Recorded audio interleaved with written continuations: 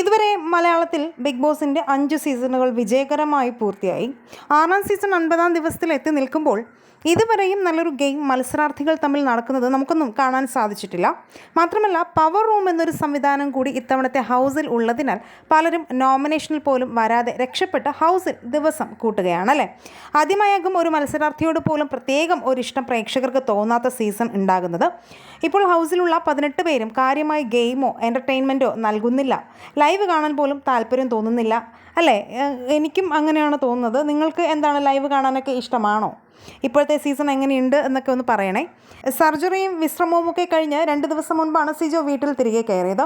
ഹൗസിൽ വെറും 14 ദിവസം മാത്രം ആയപ്പോഴാണ് റോക്കിയുമായി വാക്കുതർക്കവും പിന്നീട് സിജോയ്ക്ക് മർദ്ദനവും ഏൽക്കുന്നത്.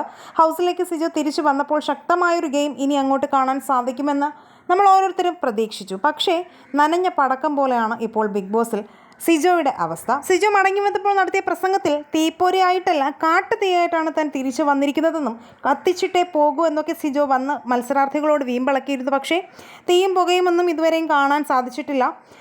പല സമയങ്ങളിലും നിലപാട് പോലും വ്യക്തമാക്കാതെ ഒഴിഞ്ഞു മാറി നിൽക്കുന്ന സിജോയാണ് നമുക്ക് കാണാൻ സാധിക്കുന്നത്. എന്തായാലും സിജോയുടെ ഗെയിമിനെ കുറിച്ചുള്ള നിങ്ങളുടെ അഭിപ്രായവും, നിങ്ങളൊരു സിജോ ആരാധകനാണെങ്കിൽ ഐ ലൈക്ക് സിജോ എന്നും, അല്ല എന്നുണ്ടെങ്കിൽ ബിഗ് ബോസ് സീസൺ 6 ഇഷ്ട മത്സരാർത്ഥി ആരാണെന്നും ഒന്ന് പറയുക. വീഡിയോ ലൈക്ക്, ഷെയർ ചെയ്യാനും ചാനൽ സബ്സ്ക്രൈബ് ചെയ്യാനും മറക്കല്ലേ ഫ്രണ്ട്സ്.